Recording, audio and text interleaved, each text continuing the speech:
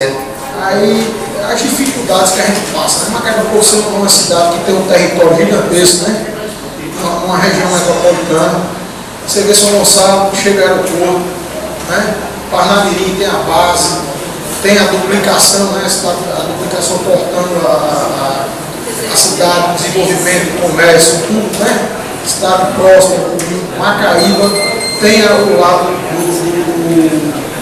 do trabalho agrícola, né? Pela sua territorialidade toda, né? Serve para a plantação de tudo. Mas você vê a dificuldade para fazer uma duplicação dessa aí. Aonde cruza, passa pessoas que vão para o Ceará, Maranhão, para todo mundo. E a gente tem essa dificuldade de conseguir isso aí. É uma obra que vai gerar emprego, que vai trazer receita para a nossa cidade. Falando um pouco na criminalidade. Nessa visita que o governador, juntamente com o secretário de saúde, teve em Macaíba, eu puxei o governador do lado e disse: ó, tá vendo isso aqui, ó? Visitou aquela Amai, né? Amai. E eu chamei ele assim no canto e digo: ó, governador, você vê esse jovem aqui, imagina a gente implantando um sistema educacional, um tempo integral maior que abrange outras pessoas. O quanto a gente vai evitar crimes? Porque se você pegar um adolescente desse que cometeu um crime hoje com 15 anos, 16 anos, se há 8 anos atrás eles tivessem uma escola de tempo integral, isso evitaria esse crime. E esse projeto de educação de tempo integral foi dado uma visibilidade muito grande nessa outra eleição. Um cara da presidência do Campos, que era do seu partido.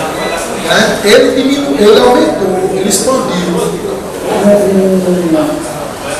o programa de educação de tempo integral lá no Pernambuco. Ele fez uma expansão maior do que o Rio de Janeiro e São Paulo juntos. No tempo que ele teve, você vê, no nordestino, né? A gente só foi esse preconceito, né? E as coisas vão chegar aqui, já tem 10 anos, mas está no sul e sudeste do país. Mas ele teve essa visão, né? Não vamos implantar, porque é caro. Para você implantar uma escola de tempo integral, é caríssimo. Mas ela abrange várias. Evita, né? Quer dizer, você tira um jovem que podia estar vendendo droga, podia estar cometendo crimes, está tendo uma boa alimentação, né? Está estudando, a mãe está trabalhando, os pais estão trabalhando, né? Eles estão sendo cuidados, né? E o pai vai buscar emprego para trazer mais receita para a sua casa para ter uma boa condição de vida. Então, quer dizer, a gente tem que pensar hoje não só no problema polícia ostensiva na rua, mas a gente tem que tirar esses jovens. Olha, só para você ter uma ideia, você pega um jovem hoje de uma comunidade carente, que ele diz: todo mundo quer ter um carro melhor, quer ter uma moto, quer ter uma bicicleta. Você imagina um jovem desse, que vê na televisão uma moto bonita, aí chega um de maior, né, um traficante, um criminoso, oferece uma moto àquele cara, ele doido para conhecer, ele é aprovada para andar de moto, vamos ali deixar o negócio ali, quase sente. Cara, o jovem que tem 15 anos, 16 anos, das favelas, das comunidades carentes do Brasil, principalmente do Nordeste, não tem o mesmo pensamento que um jovem que mora nos Estados Unidos tem 15 anos. Não. A gente tem que pensar nessa questão da maioridade. A gente sabe como é que está sendo tratado hoje, mas vamos primeiro melhorar o sistema carcerário do Brasil. Vamos primeiro tentar implantar a educação em tempo integral, né? Depois que a gente fizer isso, aí vamos pensar vamos pensar em tudo. Mas eu acho que o gargalo hoje, qual o problema hoje é ter onde colocar esses jovens, seja para praticar esporte, seja para estar estudando inglês, outra profissão, curso técnico, né? Que tem um SESC, tem um SENAC, tem outras instituições que até diminui essa demanda, né? Mas que poder, o governo federal, tudo tem que partir do governo federal, que é quem fica com 60% da receita. Né? A gente está aqui, infelizmente, a gente fala, agora é interessante a gente participar, junto com o governador, com a senadora Fátima, nessa próxima reunião. Já esgotou em 1 minuto e 35 segundos. Para terminar, senhor presidente, eu disse aqui no início, né, e vou repetir, que algo está errado, né, porque as coisas aconteceram nos últimos 18 anos, né, e principalmente nos últimos 10, porque foi quando esses jovens começaram a ter uma mobilidade pelas ruas e a poder começar a entender as coisas. Como eu disse aqui outro dia também, o caráter do ser humano, né, de forma metade até os 7 anos e a outra metade dos 7 aos 14, tá dizendo. Então algo está errado. Quer ver um exemplo?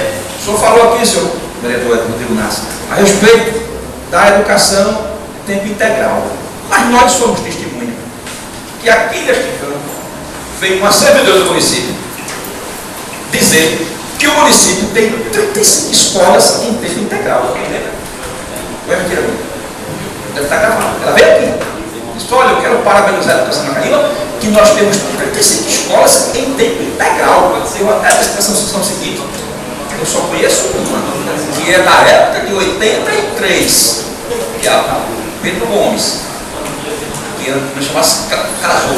Pedro Gomes, desculpa, Câmara Casou, desculpa. Câmara Casou, vizinha ali é o ponto do César da Maré. Eu não conheço essas 84 escolas, mas pode ser que o prefeito entenda que está acontecendo isso. E é mentira, pelo amor de Deus. Isso não é verdade.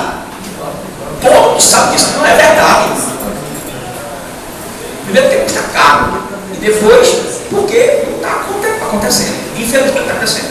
Mas com relação vereador, só um instantinho. Eu gostaria de não esquecer isso, vereador. A compreensão da vereadora, mesmo tendo direito, mas o vereador Luizinho está com seu tempo esgotadíssimo.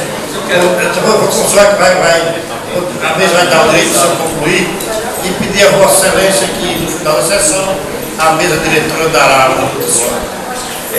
Só para aqui, o senhor falou aqui a respeito do pedido da mais uma audiência pública. Sua Excelência, não sei se a senhora concorda comigo, mas nós já sabemos o que acontece aqui. Então, a gente já tem aí o que nós temos elementos, nós temos o governo do governador. Se não fosse resolvido, aí a gente faria em seguida uma audiência pública. Isso é um pensamento meu. Eu defendo essa tese. Porque nós já sabemos. O que as pessoas falam na rua, nós sabemos. Pode ser que a gente até saia prejudicado enquanto poder legislativo se fizermos essa audiência novamente, pela segunda vez, sem que haja um êxito. Eles podem culpar a gente como culpa nas redes sociais.